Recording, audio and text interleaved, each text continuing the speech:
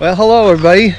Today we're going to talk about wood and where you get it in the woods and what type of trees you look for in order to make a project. So here we are on one of my favorite walks, and we're about to come up to one of the first trees I want to talk about, which we unfortunately don't actually use, but it used to be the most prominent hardwood species in New England and in the East. It's called the American chestnut.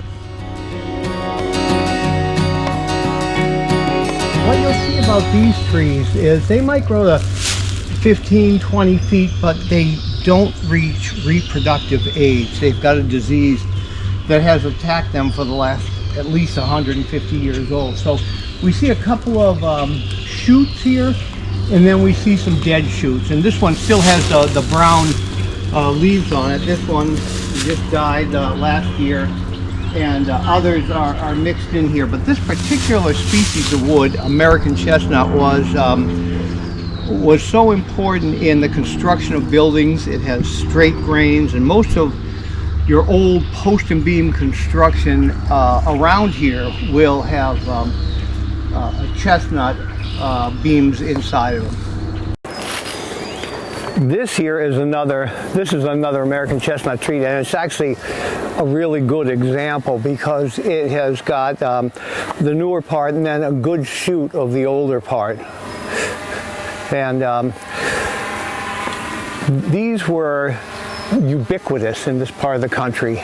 They were the dominant hardwood species, and in fact their canopy was about 25 to 50 feet higher than the canopy we have today, and it just had completely different characteristics in the forest than we see today. Their dominance has been taken over by these oaks, but here you can see a good example of a shoot that's very healthy and then a couple next to it that are completely gone.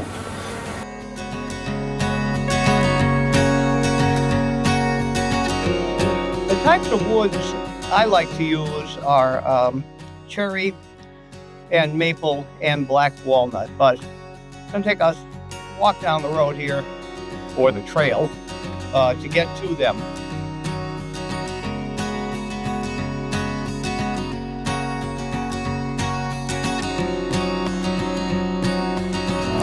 This tree is the American beech, and it's a pretty common species out here, but unfortunately in the last 5 years it's come under a lot of stress. It's got two distinctly different diseases. As you can see on this one, it has lost its leaves, and last year the deterioration started, and what happens is the leaves start to lose their moisture and wrinkle up, and then eventually they're gone, and the tree can no longer perform the photosynthesis it needs to survive. So that's one thing that's wrong with. The other is you will see a bark disease on these beech trees throughout the forest around here, and this is unfortunate because it's getting attacked by two different things simultaneously. Now the good thing is I see some of them surviving, but I see quite a few of them that aren't. But beech wood is very hard and good wood, and it's unfortunate, but the tree is under duress here.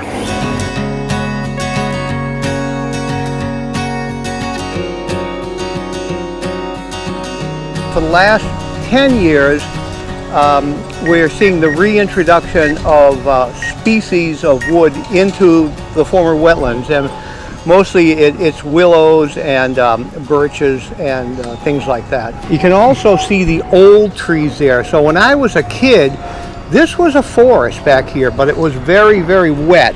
And what we used to have to do is the things that the trees grow out of are called tussocks, and we have to jump from one tussock to the other or we get soaking wet. And so you can see from these old dead trees that it was a fully mature forest. And then the beavers came, and many of the trees came down, but some still survived. That cycle took place a while back, and now it's taking place again.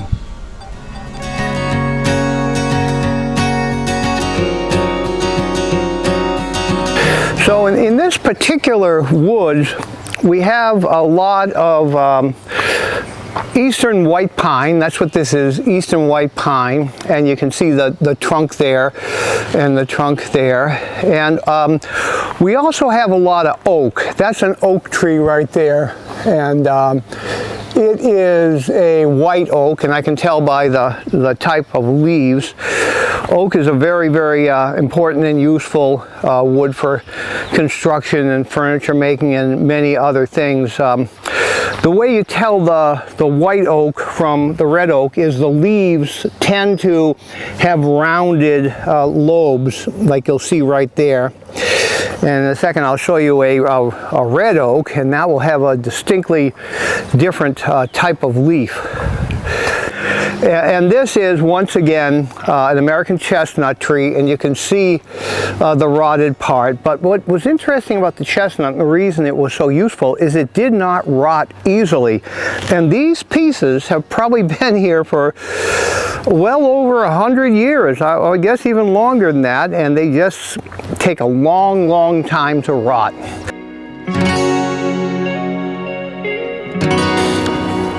Here is an example of a tree. This is a eastern white pine, but it's an example of one you would never want to use. And the reason is it's got twists and turns and a crotch that splits, and it has a lot of branches coming out. So it have all the worst attributes of wood as far as strength is concerned and knots. Now here's an interesting example. This is a white oak, and it has pretty much reached the end of its life.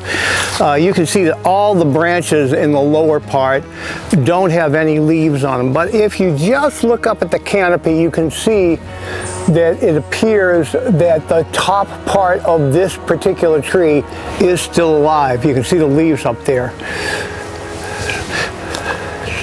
Okay, so here we have some pieces of black walnut, a mature, I'd say maybe 100 to 150-year-old black walnut was taken down, and many of the branches and all were put into a chipper, and these pieces did not quite make it.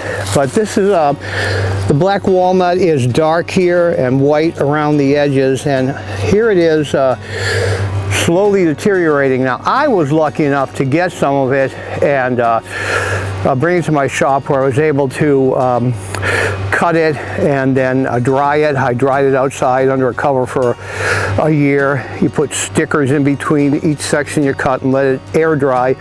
Then I brought it into my barn and dried it out to room temperature before I started working on it. But this is black walnut, and they are quite common in Concord, usually along fairly wet areas, all along the Concord River. That's one of the reasons the settlers had furniture made out of black walnut. The old furniture from the 1700s was black walnut because it was so common around here.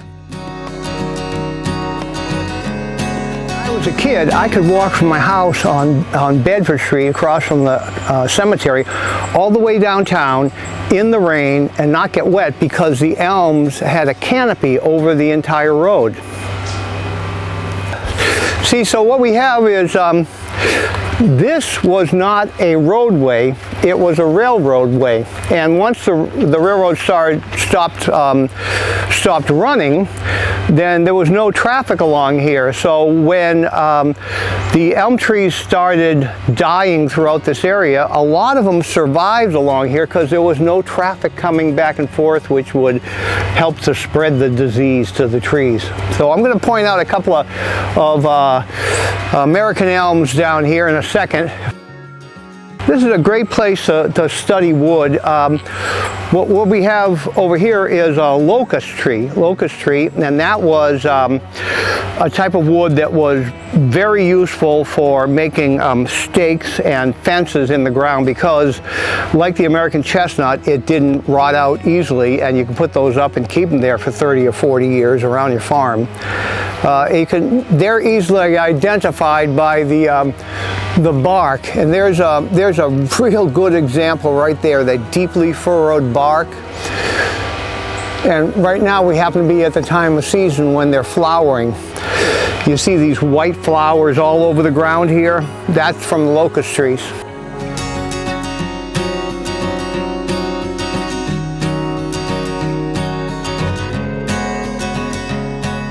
One that I actually use quite a bit. This is a sugar maple. And you know, a lot of people have them in their yards, and sometimes in the early and late spring you see buckets hanging off the side because the juices flow up and they go out the bucket, and that's where we make our maple syrup from. But this is a pretty healthy species, and I use this quite a bit. And if I were going to cut this, which I'm not going to, but I'd cut it fairly low and cut it below here, and then you'd have a nice straight, looks like about 10 feet of clear maple, and also along the trunk here.